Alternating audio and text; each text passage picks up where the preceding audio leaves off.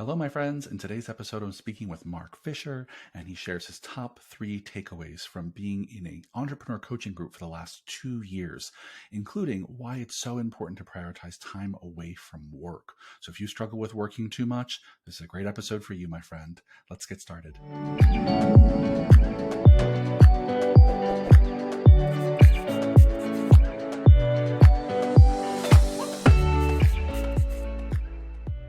Hello, fitness business nerds. What's up? Welcome to another episode of the Business for Unicorns podcast. Today I'm here with none other than the Mark Fisher. What's up, Mark Fisher? Hello. Though I feel there are many Mark Fishers. There's many, but I am one of them. But we are legion. Only one that matters on this podcast. Let's be real. That's probably true. For this podcast, I take it. Yeah, throwing it way back to the early Mark Fisher fitness days, there was a Mark Fisher who loved to reach out to us and tell us that you were not the only Mark Fisher. Do you remember that? Oh, do I ever? I mean, it was kind of traumatizing. So yeah, listeners, there was a one point where it's funny, but it's actually quite sad. Tragic, was actually scary in some moments. It really was a really mentally unstable person whose name was Mark Fisher, who supposedly was a photographer who would stalk Mark Fisher Fitness locations at times and have interacted with our staff because he was the real Mark Fisher. And he was very upset that Google and I were conspiring together to wipe him from the face of the internet. It was very sort of funny, but kind of tragic. And there were times where he came in and he would cry. It was just very, very weird, very strange. Yeah, it was bizarre. We need to write that Mark Fisher Fitness memoir of book, just like random crazy shit that happened over the last decade. I've thought about that. Even if it's just for us. Yeah, I mean, I think the actual book, which you can get on Amazon, by the way, go to Amazon and get the book. I think I wouldn't say it's disappointing, but I know Brian Patrick Murphy, one of our co-founders and beloved friends, like, oh yeah, amazing. I'm so proud of you. I got the book. And I kind of wanted to warn him. It's like, this isn't exactly the book that we had originally talked about making, because originally that was the plan, was like, let's actually, and maybe we'll still write that book one day, but a book just full of the just wackadoo stories about things that happened. And then, maybe we can glean some business learnings from it. But in practice, there's just a lot of things happened that were wildly ludicrous that maybe people find amusing. Yes. Yeah, including that. Well, before we dive into today's episode, I just want to do a quick shout out because, dear listeners, if you have not gone onto the YouTube recently and checked out Mark Fisher's channel, there's so much content on there. He's making some amazing videos, all focused on gym owners just like you. They are succinct. They are powerful. Every single one has meaningful takeaways of things you can do right away. And so I just really wanted to have that quick plug, not just because you're here today, Fisher, because I really mean it. There's really great content there. What's some examples of things you've posted about recently on your YouTube channel? I just pulled it up here. I mean, you'll get my take on the most overrated gym offer, which I ask you, please don't do. You get one with 3 of my favorite moves for long-term client retention. We recently posted a video on 3 gym onboarding tips, which will also serve retention, but now on the front end. I share my thoughts on my personal opinion of the best offer for turning gym leads into members. Lots of good stuff on there. And in fact, if you are interested in a particular topic now, we have semi-recently organized it into playlists. So you can actually just, if you want to hear everything you'd ever want me to say about anything from management to time management to customer service, you can find it all on there and go to town. Yeah, fantastic. Go subscribe immediately, friends. It's markfisher.youtube.com. Is that right? markfisheryoutube.com will redirect you to the YouTube site. Yeah. You can also go to youtube.com/c/markfisherhumanbeing, but the former is much less of a mouthful. I love it. Well, let's dive into today's topic. And on this podcast, we've talked a lot about the power of coaching, about the power of mentorship, about the importance of continuing education and ongoing learning as entrepreneurs and business owners. And it's kind of that conversation we want to have today, but specifically about you, Fisher, because one of the ways you've continued to invest in yourself is over the last, I think this is your 2nd year in the group. Yeah. You are part of a program called Strategic Coach, which is helping you level up as a leader, an entrepreneur, and human. So I wanted to take this podcast today to talk a little bit about what is Strategic Coach. This is not a plug for them, though we think it's a good organization. They're not sponsoring this in any way. Yeah. But we want to just kind of pick your brain, Fisher, about what are you learning in a program like this and how is it kind of feeding your continuing education? So first, what the heck is Strategic Coach? Yeah, so Strategic Coach is exactly what it sounds. It's a coaching program. It has the distinction of being probably one of the older ones existing. I think the founder of Strategic Coach has been doing executive and entrepreneur coaching since, I believe, the early 80s. So this is a Mm. long-standing organization. This was well before many, many people were in the game. And the thing that is interesting about the program, that depending on how you look at it, is I think it's one of its strengths, but it's not necessarily a weakness, but it's different than I think when a lot of people hear the word coach. Is it's all grouped coaching. So Hmm. essentially you sign up for a year at a time. One of the things that I quite like about it actually is there are net income requirements. So the thing that is helpful about this program partly is there is some selection. It's probably as much about who's not in the room as who is in the room. So you're dealing with people that have had a certain amount of success already, and I think that is a helpful piece of this. And essentially, you commit to do 1 year at a time, and the program consists mainly of 4 one-day, quarterly-ish meetups where you get together. They have a few different cities in the world they're based out of. I go to Chicago because it's convenient for me from New York. And then each day is a set amount of material where you cover, I think, depending on the day, I'll say anywhere between 4 to 8 tools that you will then cover together. And there's an individual that is facilitating the coach and facilitating the program. And then you essentially, like in any of these programs, spend time in your workbook. They do a little bit Hmm. of teaching the content, and then you do a lot of filling out of forms and well formatted exercise papers. And then you do a fair amount of sharing and dialogue and connecting with other entrepreneurs. And it's super great. I'm a big fan of it. I mean, I do think that the name strategic coach, again, I want to highlight, I think for many people might imply, certainly in our corner of the universe, is almost by definition a one-on-one experience. Not that you can't coach a group at a time, but it's not about an individual that is your mentor and you're dialoguing back and forth, which is closer to what we do, at least for some of what we offer in the Unicorn Society. It is the group of, I think the first year there were, gosh, I mean, there had to be 40 people, 45 maybe, from all different industries.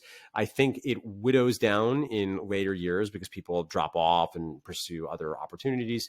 So I think this last time, I think there were maybe 20 of us. So anyway, I think I'll pull up there, but that's a high level overview of what Coach is.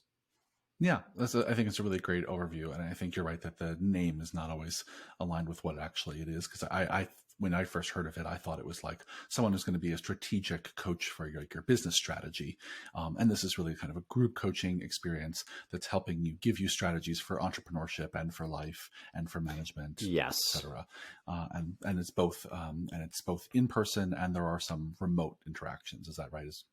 Yeah, there are some. So there is an opportunity. There's a lot of additional bells and whistles and resources you get access to, a lot of like Mhm. online learning modules. You do get one 30-minute call in between the quarterly check-ins. So you get a chance Yep. to hopefully keep the information alive and integrate some of the tools.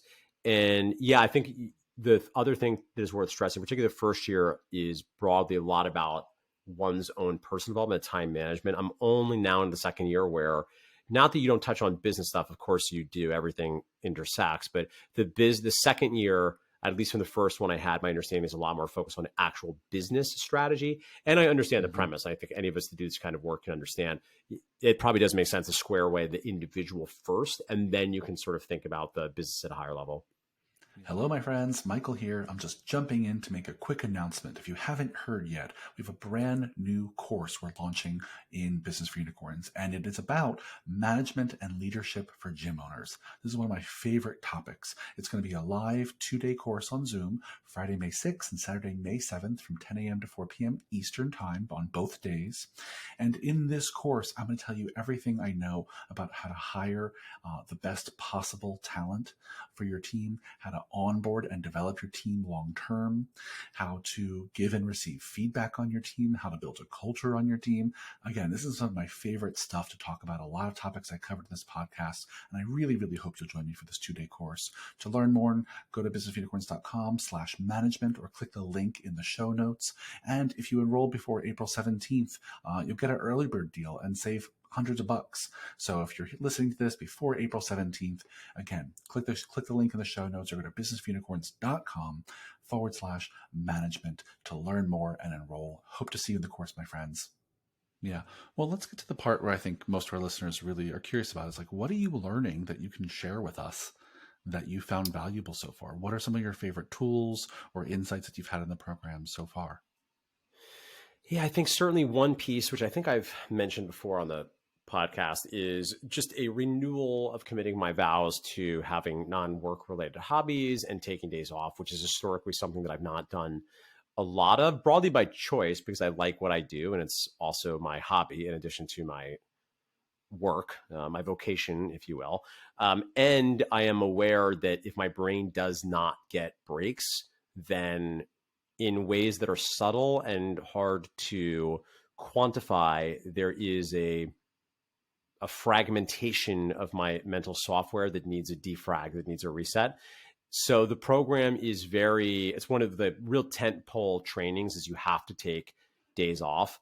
If anything, and this is sort of not a critique of them, and I'm the first to admit, I don't think I often need quite the accountability, at least for tasks that many entrepreneurs do. But if anything, I would like them to maybe push a little bit harder there, but I think in ways that are admirable and, it may or may not be to the taste of the people in it.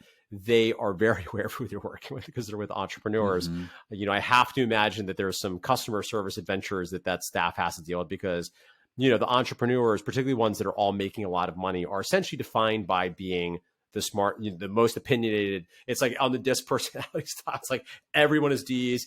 Everyone, as soon as someone's halfway through the question, half the room has their arms raised because, well, we know what to do. Here's what you should do. I know what you should do. Here's what you should do.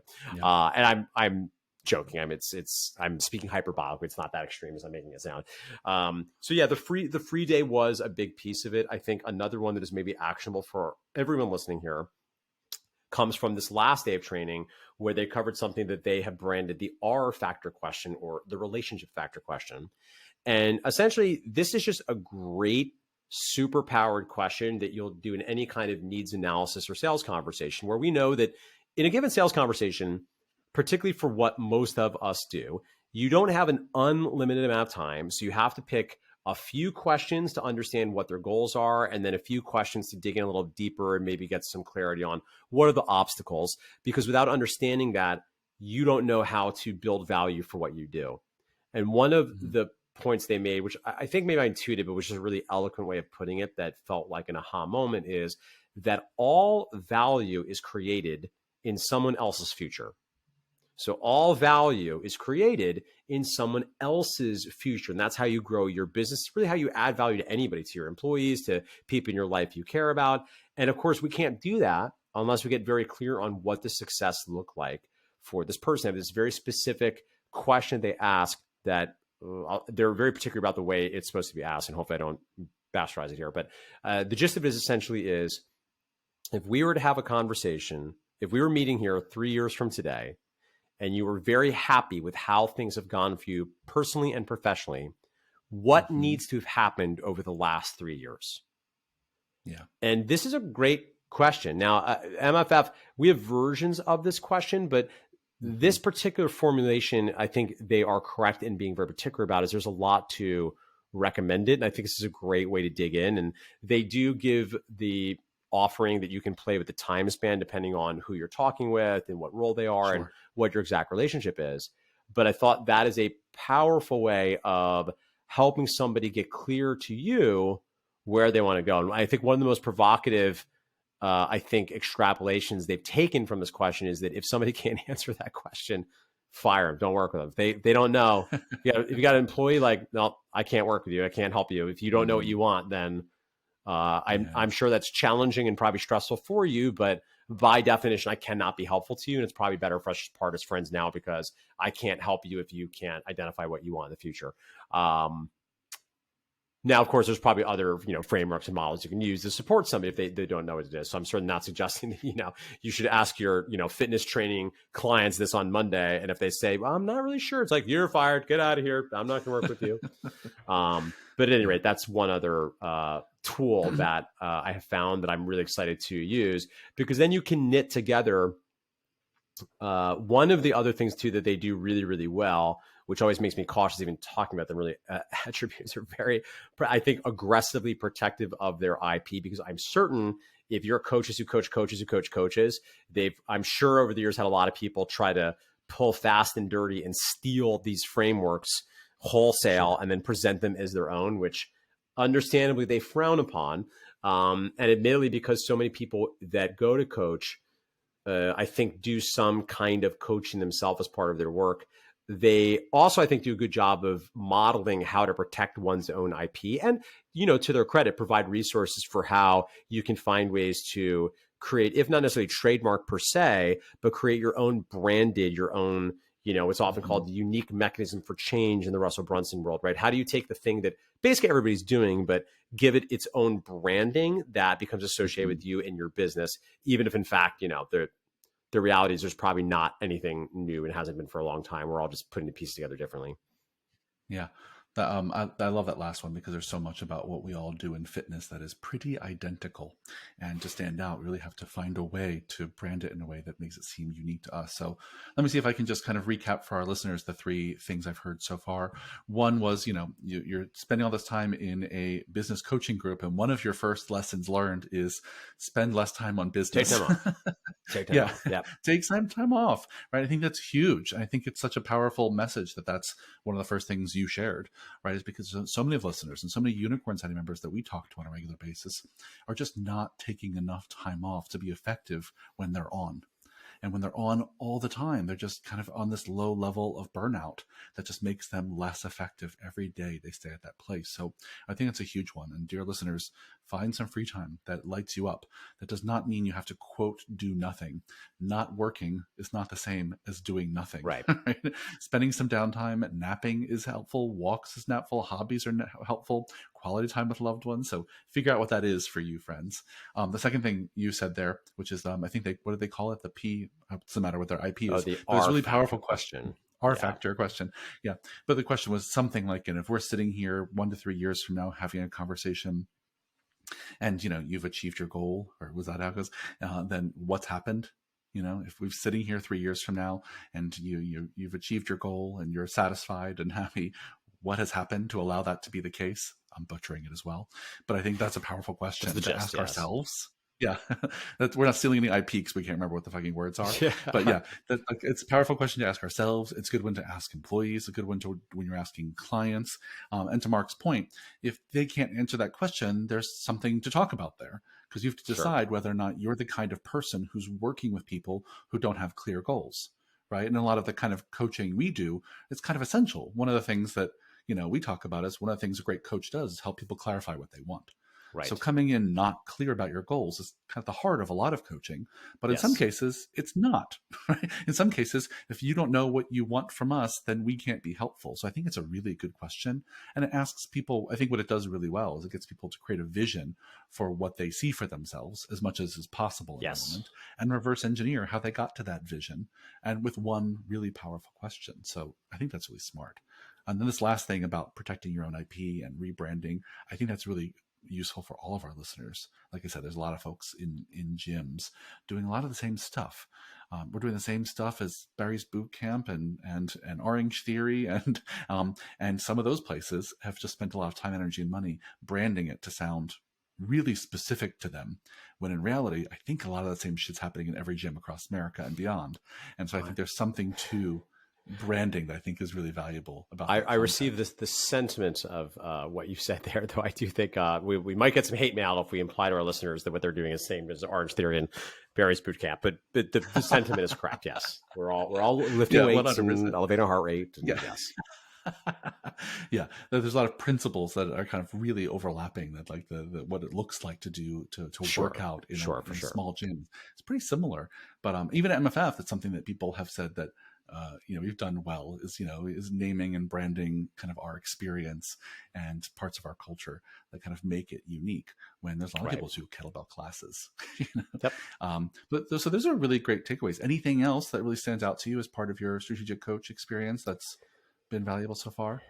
Yeah, I mean, I think one of the most intangible benefits is just the opportunity to just get away from home and be in a different place and just think about the business. I mean, certainly like a takeaway for me as somebody that facilitates events is a reminder of how little content you really need to fill an entire day. And again, I mean this very much as a compliment to your strategic coach, but it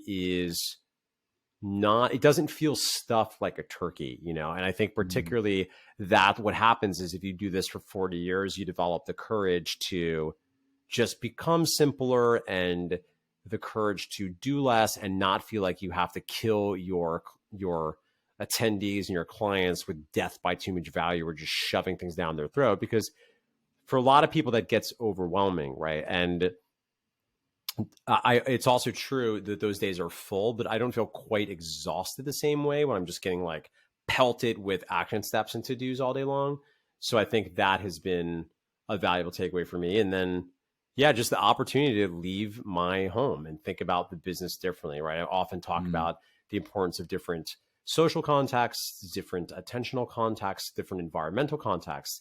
And that is all three. I'm around different people in a different space, getting exposed to different information. And it just lets me put the pieces together in a different way. It's part of the, and I maintain that's not necessarily unique to strategic coach. I think we have correctly always put that forth. That is one of the great hard to quantify values of something like the Unicorn Society is when you go away on those retreats, you get a break from your life, a break from your business. You're around different people. You get different information inputs, and you're in a different space. Like that matters. That's a really powerful thing. And I benefit as much from it as our clients in the Unicorn Society do. Yeah. I think well said, my friend. I think it's a great note to end this on is like, is you want to have fresh ideas, a fresh approach, fresh energy, get into a fresh context, get out of the space you're in every day. Yeah. New inputs, new outputs. Yeah. I think that's a beautiful sentiment. Yeah. All right, my friend. Well, let's leave it there. I think this is a useful conversation. And as you continue with Strategic Coach, let's circle back and share even more things that you continue to learn in the programs. I think our listeners, we most certainly will, are loving with great it. hopes that I don't get sued by Dan Sullivan.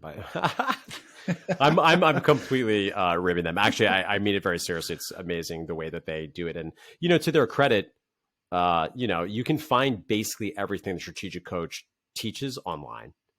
Yeah. Right. It's the classic thing where it's all free. It's not as if you could probably knit together every tool they have and find it somewhere out in the world. But what you're paying for is the opportunity to get out of your business and the accountability to sit there all day working on it and really do the exercises and have it really doled out for you in a way that's methodical and well-structured. So good on you, strategic coach. Kicking ass. We talk about a lot on the podcast, right? The difference between the knowledge gap and the behavior gap. It's like 100%. There's no information that we have access to or they have access to that's not already publicly available for free.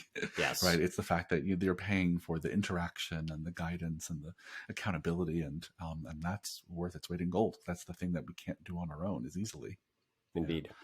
All right. Well, thanks for a great chat, Fisher. Friends, if you love this podcast, please leave us a 5-star review everywhere you listen and email us. Let us know what you want us to talk about or who you want me to talk to next on the podcast. Michael@businessofunicorns.com, Mark@businessofunicorns.com, and go check out Fisher's YouTube. It's quality shit over there. Thanks for the great talk, Fisher. See you on the next one. See you soon.